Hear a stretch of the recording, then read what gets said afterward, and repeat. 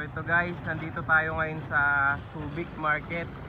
Nandito ako dahil gusto ko tignan yung mga archer fish.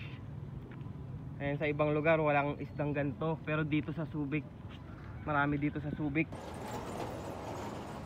Hey sir. What's up? What's up? Hello from Spain. From Spain. Yeah man.